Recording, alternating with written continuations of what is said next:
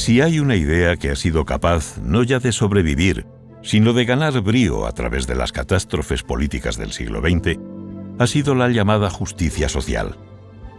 En los últimos 100 años el poder estatal ha crecido a un ritmo nunca antes visto. El peso del gasto público no ha parado de aumentar, incluidos los países con más honda tradición liberal como Estados Unidos o Inglaterra. La burocracia y la planificación marcan la vida de unos ciudadanos que apenas han presentado oposición precisamente por haber caído en el embrujo de la justicia social. Hoy ya no se necesitan tanques ni bombas para cercenar la libertad. Basta con agitar la bandera de lo socialmente justo para conseguir la rendición ciudadana ante el poder político.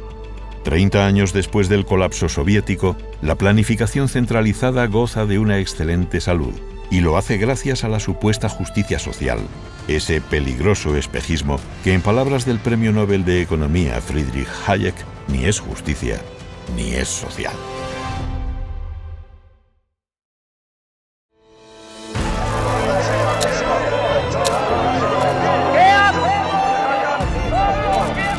Sostenimiento de los sistemas de pensiones y para pensiones se va a mantener según el movimiento nacional y el régimen nacido de la cruzada. Pensiones. Blindar las pensiones. Pensiones adecuadas y periódicamente actualizadas. Siempre las pensiones.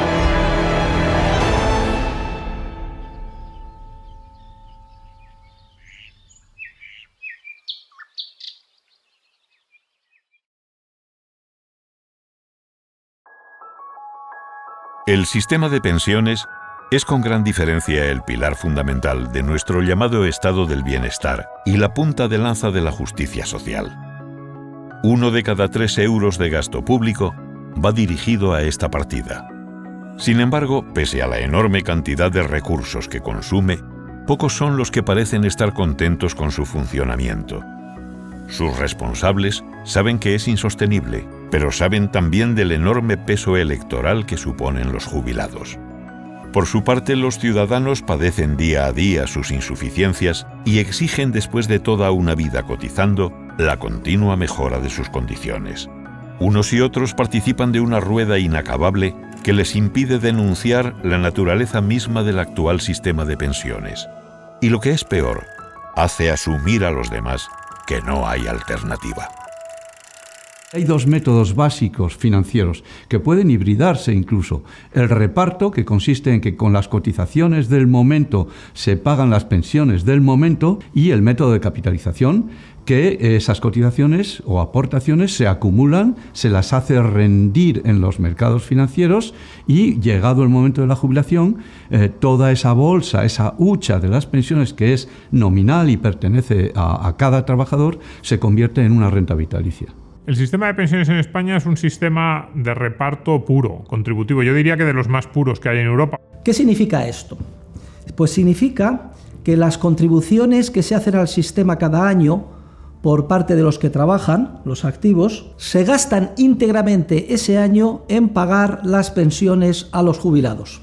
Es decir, se coge dinero con una mano de aquellos que estamos trabajando y se gasta íntegramente en pagar las pensiones de jubilados y restos de pensionistas. Por eso se llama sistema de reparto. Es decir, no hay ningún ahorro acumulado.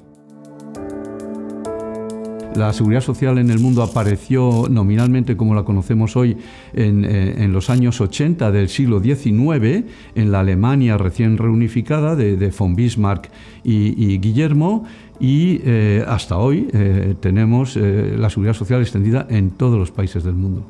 Sí, yo pienso que Bismarck es una figura clave, es casi diabólico, porque ha sido el primero que ha introducido este sistema de reparto y así el estado de bienestar, y luego todos lo han copiado, ¿no? Y lo ha hecho solo por cuestiones de poder, por cuestiones políticas.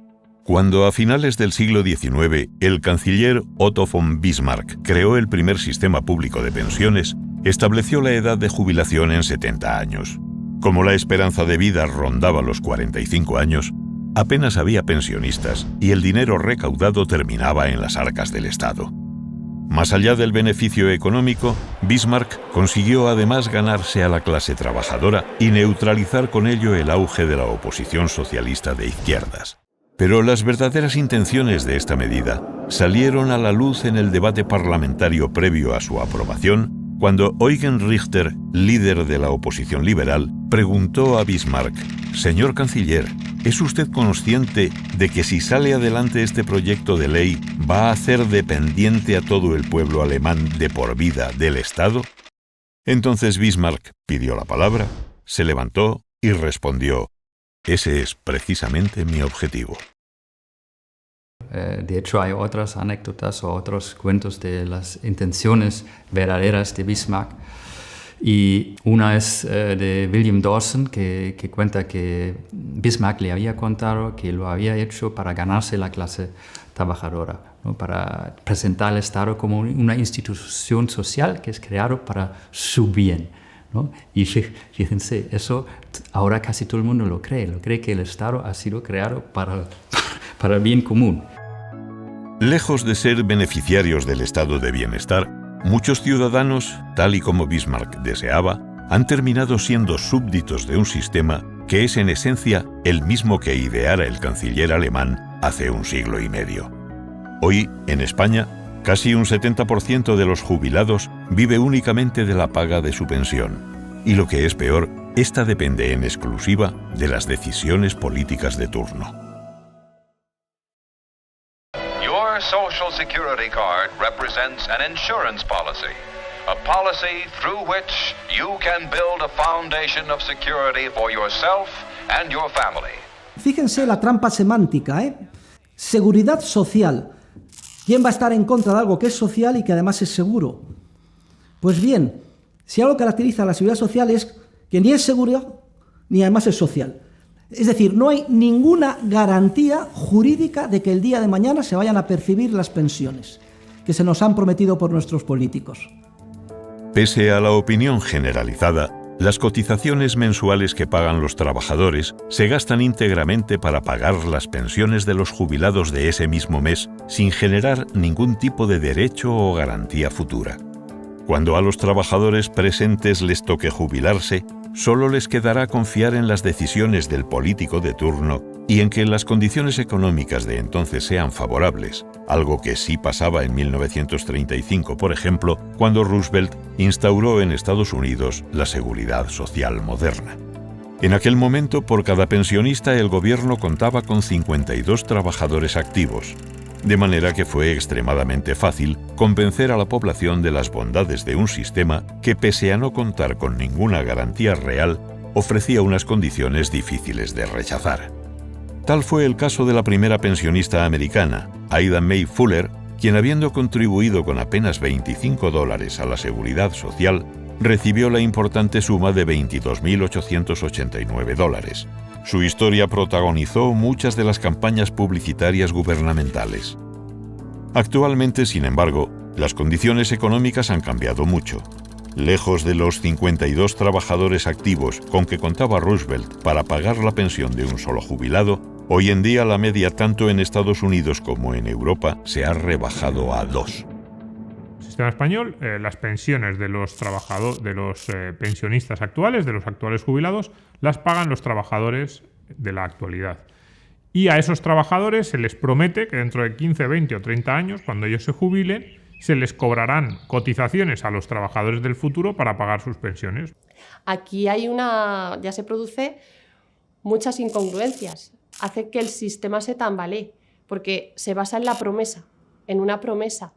Y las promesas no están por escrito, no hay nada que esté respaldando este sistema de pensiones hoy. No es seguro, no es seguridad.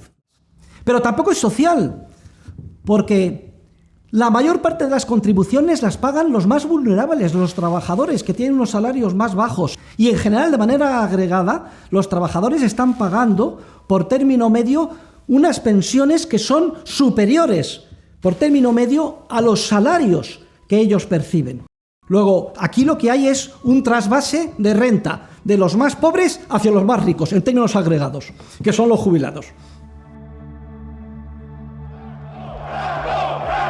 En España, El realizador del estado del bienestar fue el dictador Francisco Franco. Gracias a ello, su régimen se sostuvo en pie durante casi 40 años con total estabilidad. Todas las políticas sociales actuales, desde la educación o la red sanitaria hasta la legislación laboral o el sistema de reparto de las pensiones, tienen sus antecedentes directos en el franquismo, pese a que hoy en día lo políticamente correcto sea defender lo contrario. Vamos a desmontar algunos mitos sobre qué hizo o qué no hizo Franco. Desde 1883 ya hay leyes en este sentido progresistas. Luego en 1900, en 1905, en 1913, de hecho la Constitución del 31 de la República, en el artículo 46, establece el trabajo, la seguridad social como un elemento prioritario por primera vez en la Carta Magna. Pues mire, si se quiere uno retrotraer a 1883, cuando se crea la Comisión de Tratamiento de Asuntos Sociales. Y estamos a 1900, cuando empiezan, o en la primera década se creará el Instituto Nacional de Previsión. Pero esos seguros ni eran obligatorios ni eran para todos. Y además eran privados y habrá que esperar hasta los años 20 que se pongan, o ya hasta la Segunda República, donde se anuncia que va a crearse el seguro obligatorio. Pero se queda sin hacer. Y por lo tanto, el modelo que se implementa a partir de la ley de 1939 va a ser un modelo moderno. Y opta por el sistema de reparto. Ya el mismo 17 de julio de 1936, en el documento por el que se adhiere a los rebeldes, Franco hace de la justicia social y la redistribución de la riqueza una de sus principales reivindicaciones. Poco tardaría en aplicarlas. A lo largo de la guerra civil, en los territorios que iba ganando, su puesta en práctica sería una de sus principales bazas para ganarse a buena parte de la población, aterrorizada ante las políticas comunistas del otro bando. Un buen ejemplo fue precisamente el de acabar con el régimen de capitalización en el retiro obrero, hasta entonces vigente en toda España. Una vez ganada la guerra, Franco no abandonaría nunca su fe en la justicia social. Enemigo por igual del comunismo y del liberalismo, hizo de las políticas sociales el pilar fundamental de su régimen y con ellas construyó no solo la seguridad social en España, sino el imaginario colectivo que aún hoy día la sostiene. El gran artificio que hizo Roosevelt, como hizo Franco en su momento en España, cuando pone esta cosa, es crear la ficción de que hay una cuenta aparte, ¿no? Que hay un Instituto Nacional de la Seguridad Social aparte, que tiene sus cuentas apartes y que es sostenible o que no es sostenible dependiendo de las aportaciones. Todo va para el Estado. ¿De dónde le vienen los ingresos a la seguridad social? Pues del mismo sitio que el resto de los organismos, de los ingresos públicos. Entonces, creer que hay esa ficción de que está por un lado el Estado y por el otro la seguridad social. Y entonces la seguridad social tiene unos ingresos autónomos, que son las cotizaciones sociales, y lo que tenemos que tratar es de equilibrar los gastos de la seguridad social con esos ingresos que son independientes. Pero eso es mentira. De hecho, si fuera verdad, el sistema habría, o sea, si realmente hubiera un sistema, ese sistema habría quebrado. ¿Cuál es la cartera de una hucha de las pensiones? ¿Qué tiene en cartera esa hucha? Para que la gente piense que es un territo lleno de billetes. ¿Pero qué tiene en cartera? A día de hoy tiene títulos de deuda del Estado español. O sea, antes tenía alguna deuda holandesa o tenía alguna deuda francesa, pero básicamente tiene títulos de deuda del Estado español. Esto es. El Estado español, Aznar o Zapatero, que fueron los que más dotaron, dota tantos miles de millones de euros al fondo. ¿Vale? ¿Y el fondo qué hace con ese dinero? Pues compra títulos de deuda y le devuelve el dinero al que lo puso. Y a cambio tiene unos títulos de deuda que rinden intereses, sí, pero los intereses pagados con más títulos de deuda. Es un argumento circular. Desde el punto de vista contable, a ver, si una empresa hiciera esto, metían en la cárcel a su director financiero. Era como si una familia tuviera dos cuentas corrientes y se estuviera prestando dinero de una cuenta corriente a la otra de forma circular. Todos vemos que sería completamente ilógico. Pues eso fue la hucha. Ya hemos visto lo que ha pasado. A las primeras de cambio que ha habido un problema serio, la crisis financiera, ese fondo ha tardado unos años porque el sistema tenía cierta resiliencia, pero al final se ha agotado. Si no se ha agotado del todo es porque ningún político quiere pasar a la historia por ser el responsable de que el último céntimo saliese del fondo de reserva. Que la famosa hucha de las pensiones se haya descubierto vacía no es lo más grave. Lo peor es que esa gran ficción, alimentada durante años por los distintos gobiernos, ha desincentivado de un modo directo el ahorro privado, que es el gran motor de las sociedades prósperas. Al haber hecho creer a la población que sus contribuciones se guardaban en una supuesta cuenta aparte, que serviría para asegurar sus futuras pensiones, se ha desactivado la principal razón de ahorro de las personas, que era precisamente el ahorrar para el momento de la vejez.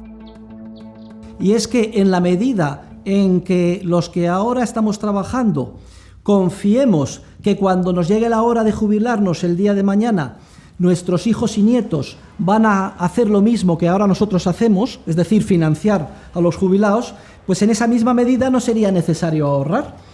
Claro, eso descapitaliza las sociedades, porque el ahorro para las pensiones es el mejor ahorro, porque es un ahorro a largo plazo que permite capitalizar y diseñar a largo plazo la formación de capital de un país, ¿no? Frente al ahorro más a corto plazo. Entonces es el ahorro ideal, pero claro, lo desincentivas por completo. Y este tiene un efecto muy perjudicial sobre el desarrollo económico, porque una tasa de ahorro más baja significa menos inversión, significa menos equipo capital disponible por trabajador y significa, por tanto, menor productividad y salarios más reducidos. Le hemos dicho a la gente, no necesitas ahorrar porque el Estado te proveerá. Y es cierto que ha desincentivado el ahorro, pero es cierto que el Estado ha estado dando muy buenas pensiones públicas a las personas que tenían derecho a ello. La tasa de sustitución es el porcentaje que supone la pensión de jubilación respecto al último sueldo percibido en la etapa laboral. Viendo los datos de los países de nuestro entorno, no cabe duda de lo relativamente altas que son las pensiones en el sistema español. Más concretamente, el Banco de España estimó en 2017 que de media, por cada euro cotizado, se recibirían nada menos que 1,74 euros de prestación. Es decir, con lo cotizado en una vida laboral seguramente no se compraba ese tipo de pensión. Eso lo estoy diciendo, no que sean generosas, para nada son generosas, ¿no? Serían más generosas probablemente en un sistema de capitalización, pero el sistema de capitalización también hay que decir que el sistema de capitalización tiene que ser también con un ahorro elevado. Porque la gente se está quejando, por ejemplo, del sistema chileno, que las pensiones ahora son muy bajas, pero las pensiones chilenas son con una retención del 10%. En cambio, las nuestras son del 36%. Claro, mucha gente dirá, bueno, pues ni tan mal. Si el sistema de pensiones, es cierto, ha incentivado al ahorro, lo que hemos hecho ha sido ahorrar en vivienda y en términos financieros, en activos financieros, hemos dicho, el Estado nos protege. Pero es que el ahorro real que acumulamos las personas no nos sirve solo para cobrar una mensualidad, nos sirve para construir un proyecto de vida, nos sirve para construir un patrimonio familiar, para dejárselo a los nuestros. Y no solo dejárselo una vez que nos muramos, sino para ir consiguiendo activos, para tener un respaldo que en un momento determinado te puede servir de aval para desde un préstamo a un proyecto vital, un proyecto empresarial, una ayuda a alguien de tu familia. Nada de eso te lo da el sistema público y es fundamental, sobre todo para las familias de ingresos más bajos. Luego vemos cómo, por tanto, todo es un círculo vicioso. Un sistema basado en la coacción que perjudica sobre todo a los más vulnerables, que además destruye el ahorro y ralentiza la acumulación de capital y el desarrollo económico, en perjuicio precisamente de las clases trabajadoras, que son las que cada vez con más dificultad y soportando el peso como si fuera una losa cada vez mayor, financian el sistema. El argumento último de los defensores del actual sistema de reparto es el de presentarlo como una red de seguridad para las personas con menos recursos. Sin embargo, es una afirmación muy dudosa. Al margen de la poca confianza demostrada en las personas humildes para salir adelante por sí mismas, la realidad es que el sistema de reparto, lejos de favorecerles, les perjudica gravemente. Si tomamos como ejemplo a un trabajador español con un sueldo neto de 1.250 euros, vemos que el sistema actual le está detrayendo nada menos que 750 euros mensuales de su nómina. Un dinero que se destina básicamente a pagar las pensiones de los actuales jubilados y que no asegura, como hemos visto, que cuando llegue el momento de cobrar su pensión vaya a poder hacerlo con unas mínimas garantías. Si el sistema cambiase y el trabajador pudiese disponer libremente de esa misma cantidad para invertirlo en un fondo con una rentabilidad media de, pongamos por caso, un 5,5%, podría llegar a jubilarse con más de 1,5 millones de euros de patrimonio y una pensión después de impuestos de 41.800 euros, frente a los 11.500 euros con los que terminaría dentro del actual sistema de reparto. Vemos que el cambio es radical, y sin embargo, el esfuerzo sería el mismo. Para mí uno de los grandes mitos del sistema de pensiones es que las cotizaciones no las paga el trabajador, o que parece que surgen de la gran mayoría, esa parte empresarial que es, si uno mira los porcentajes, es más elevada que la parte del trabajador. Pero eso ya sabemos que no es cierto. Esto es importante porque los políticos, para mantener oculto el verdadero coste del sistema y venderlo a la población, y que la población en general acepte pacíficamente la coacción a la que se ve sometida, pues vendió que las contribuciones, la mayor parte las pagaba la empresa. No, lo paga siempre el trabajador. Eso está claro. Cuando un empresario hace el cálculo de cuánto le cuesta un trabajador, cuenta todos los costes, incluido la higiene, la seguridad, etcétera, todas las vacaciones, todo eso lo suma a nivel global y después lo divide. Lo va a decir, hay que darle tanto para las pensiones, hay que darle tanto para la higiene, hay que darle tanto para el pago de vacaciones, así, pues simplemente, pero él calcula un monto, a lo mejor probablemente anual, no sé, pero un cálculo monto anual de cuánto le va a producir el trabajador y después lo divide. Por eso sería muy importante que se elevaran al bruto todos los salarios, para que se hiciera evidente para toda la ciudadanía que en realidad está ganando mucho más, está ganando un 37% más, pero que se le quita ese 37% para pagar las pensiones de ese año a través del sistema financiero de reparto. Para una persona que esté ganando 1.500 euros brutos en su nómina, esa persona en realidad tiene un salario que realmente esa es la base de cotización que se utiliza para calcular en un futuro su pensión, es de 2.000. Con lo cual, la empresa ya está pagando un 25% de la totalidad de su salario en concepto de impuestos. Esto deberíamos verlo para saber realmente cuánto estamos ganando nosotros, aunque lo está pagando la empresa. De esos 1.500 euros brutos, se nos quedan al final en 1.250 más o menos netos. Estoy hablando de un salario medio. Con estos 1.250 netos vivimos y aproximadamente de todo lo que consumimos, el 20% se van en impuestos directos, que son el IVA de todos los productos, por mencionar el más común. En definitiva, aproximadamente el 50% del salario de una persona mileurista son impuestos. Esto a lo largo de una vida asciende para un salario medio a 500.000 de euros. La pregunta que yo lanzo ¿es esa persona menos hábil que el estado de bienestar para gestionar ese 500.000 de euros y pagarse sus pensiones, su educación o su sanidad? Y es que el sistema de pensiones basado en el reparto se basa en un paternalismo trasnochado, que si lo pensamos bien es esencialmente incompatible con lo que es una democracia, lo que supone una democracia sana y madura. Porque fíjense ustedes, se nos considera lo suficientemente maduros y mayorcitos como para votar cada 4 años y elegir a nuestros gobernantes.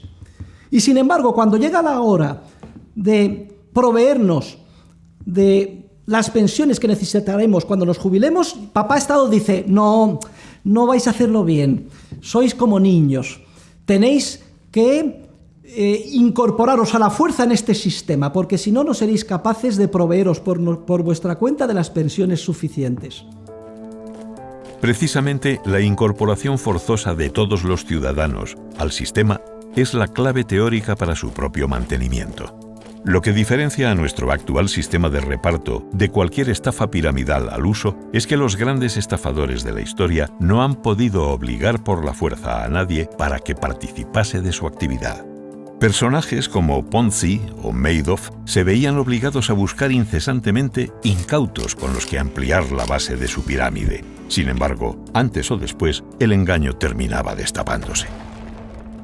¿Por qué es tan popular la seguridad social? Hasta el punto de que se considera que es el fundamento del denominado estado del bienestar. Pues precisamente por las mismas razones por las que son tan populares las estafas piramidales, sobre todo en un principio, porque parece que se ha encontrado la cuadratura del círculo. Es decir, que se puede obtener una rentabilidad muy superior a la que puede obtenerse en el mercado y además sin coste. Cada inversor obtiene una rentabilidad muy alta, pero que se está pagando con cargo a los ingenuos que entran en el sistema. Si esto durara indefinidamente, pues entonces, jauja, ¿para qué trabajar? Mado, doña Baldomera o Ponzi, pues habrían encontrado la solución a todos nuestros problemas. Pero claro, cuando el sistema se basa en el engaño, termina colapsando y todos los que les pilla dentro pierden sus inversiones.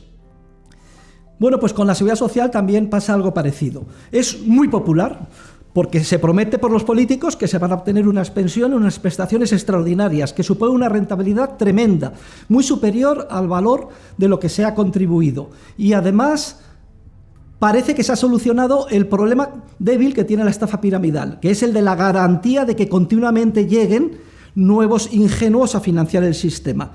¿Y cómo lo solucionan? Por la vía que el Estado soluciona siempre todo. Vía mandato, vía coacción, vía boletín oficial del Estado, vía policía, vía impuestos.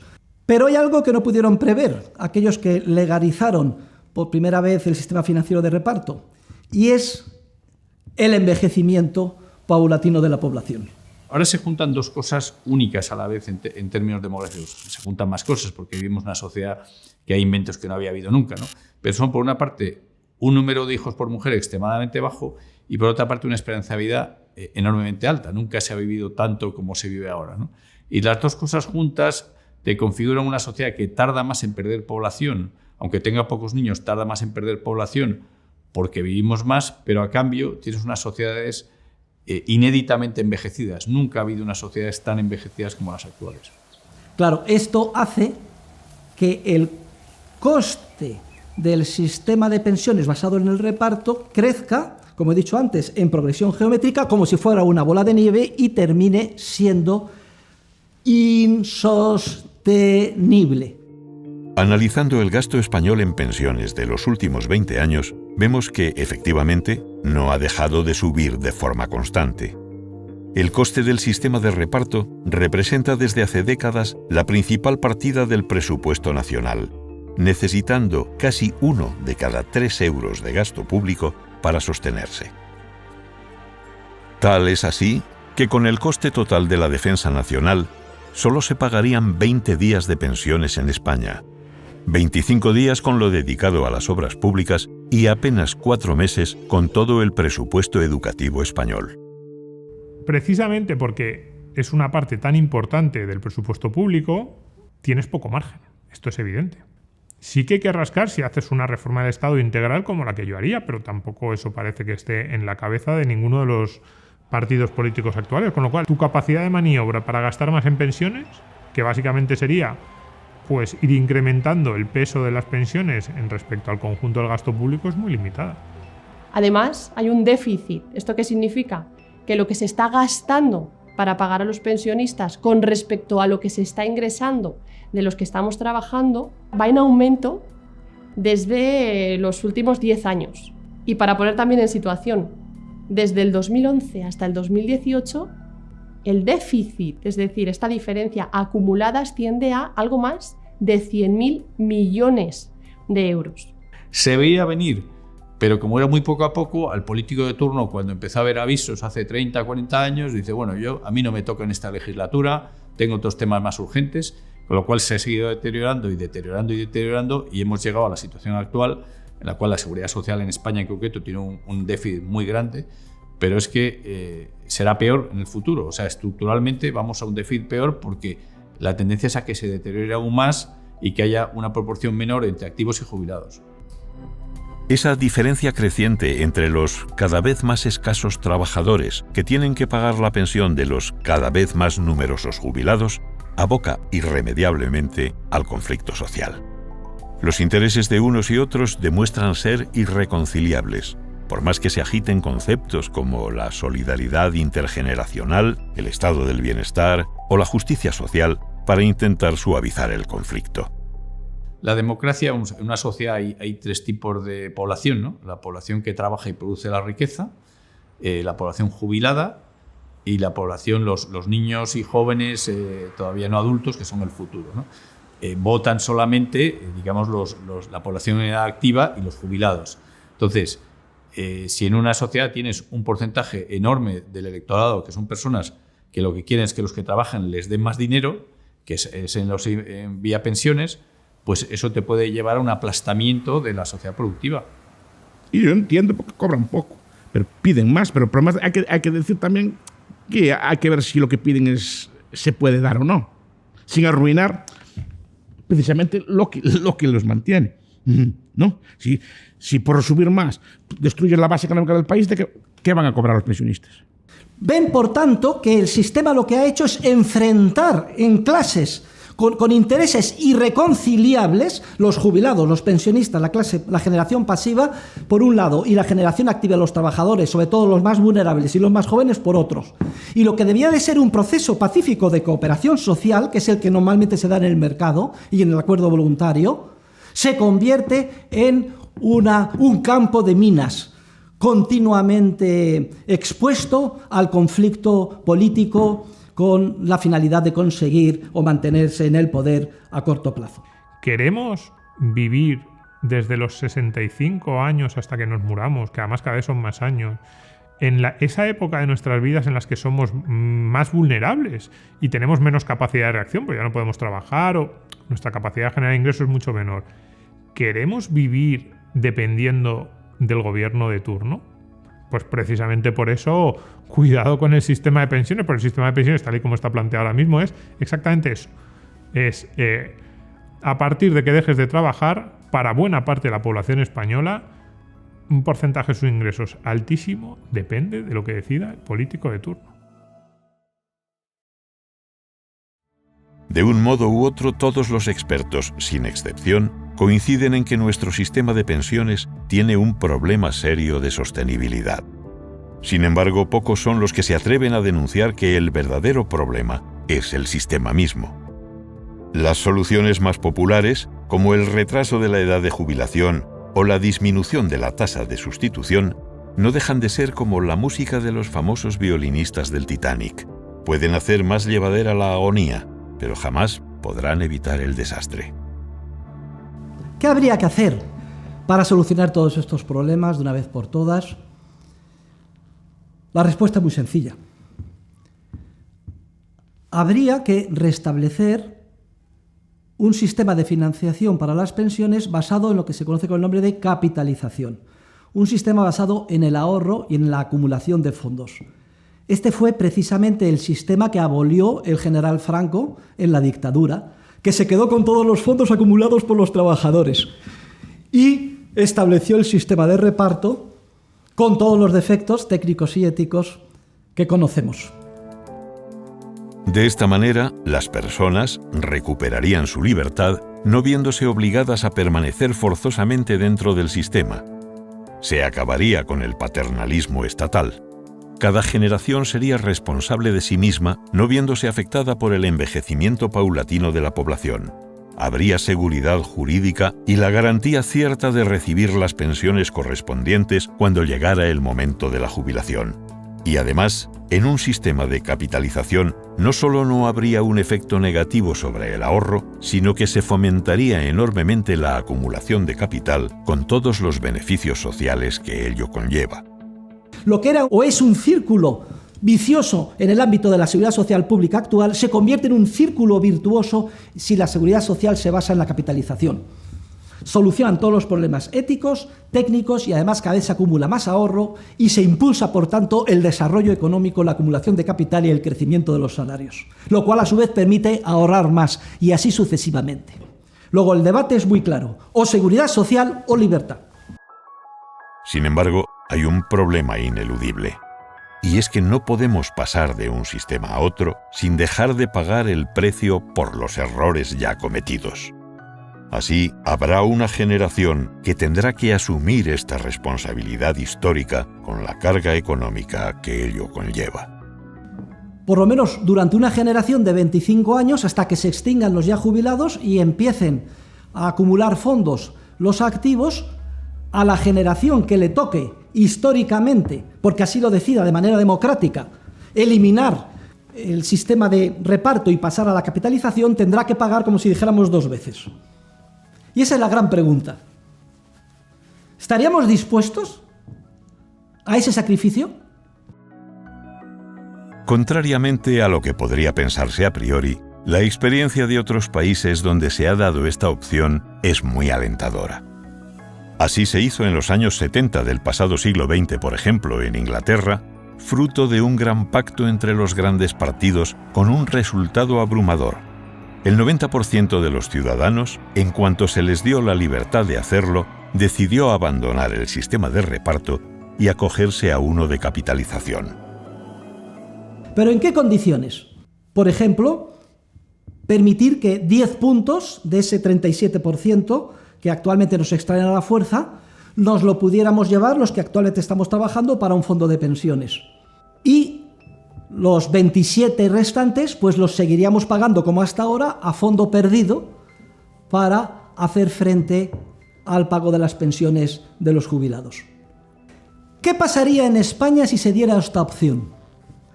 Desde el punto de vista presupuestario, lo peor que podría pasar es que, como sucedió en el Reino Unido y en otros países, la inmensa mayoría se saliera. Entonces, ¿cuál sería el coste para las arcas públicas? Pues aproximadamente 10 puntos de 40, una cuarta parte del coste actual de la seguridad social, que viene a ser en torno al 12% del PIB, una cuarta parte de ingresos se perderían porque los mantendrían en su bolsillo los ciudadanos para empezar a acumular sus correspondientes fondos. La cuarta parte del 12% del PIB es un 3% del PIB, es justo el límite del déficit que autoriza nuestros acuerdos en la Unión Europea. Yo estoy seguro que si España presenta un plan serio de transición a un sistema de capitalización, la Unión Europea sin ningún problema aceptaría este déficit y a lo más que obligaría, en el peor de los casos, es a sanear las cuentas públicas para que estuvieran cubiertas en lo que se refiere a otros conceptos de gasto. Incidentalmente, y aunque esto no afecta a la esencia del discurso, pero lo explico con detalle en mi libro Dinero, Crédito Bancario y Ciclos Económicos, si se reformara el sistema financiero y se exigiera un coeficiente de caja del 100% para los depósitos a la vista y equivalentes, no solo se evitarían los ciclos recurrentes de auge y recesión que ahora surgen de la capacidad que tiene el sistema bancario de crear dinero de la nada, sin respaldo de ahorro, todo ello orquestado por los bancos centrales, sino que además permitiría solucionar y financiar la transición al sistema de capitalización de las pensiones sin coste alguno. La explicación es muy sencilla, y es que consolidando al 100% con dinero de nueva creación, pero no inflacionario, porque quedaría esterilizado para consolidar los depósitos a la vista actuales, se liberarían los activos que actualmente lucen en los balances de los bancos como colateral de esos depósitos. Y esos activos se pueden titulizar y se pueden canjear por la deuda pública viva. En Inglaterra, el Cobden Center y otros especialistas y expertos han hecho un estudio y han concluido que podría devolverse así toda la deuda pública viva del Reino Unido y lo mismo en España. Y entonces, al no tener que pagar ya intereses por esa deuda, porque a los tenedores de la deuda percibirían en vez de los intereses la rentabilidad de esos activos que recibirían, ya se podría compensar el coste de ese 3% que como mucho supondría la transición al sistema de capitalización. Concluyendo, ¿qué hace falta, por tanto? Básicamente hace falta una clase política valiente que huya de la demagogia, diga la verdad a los ciudadanos y permita que estos opten en libertad por lo que consideren más conveniente. Solamente si se da esta opción podremos saber o aquilatar hasta qué punto la generación que le toque está dispuesta o no de hacerse cargo del coste de la transición, o si desea hacerse cargo de una manera más suave a lo largo de 2 generaciones. Pero en todo caso hay que establecer una hoja de ruta clara, basada, repito, en la verdad y no separarse un ápice de la misma. Solo con ello seremos capaces de solucionar que es sin duda alguna el problema más grave, social, económico y político que aqueja a nuestro país.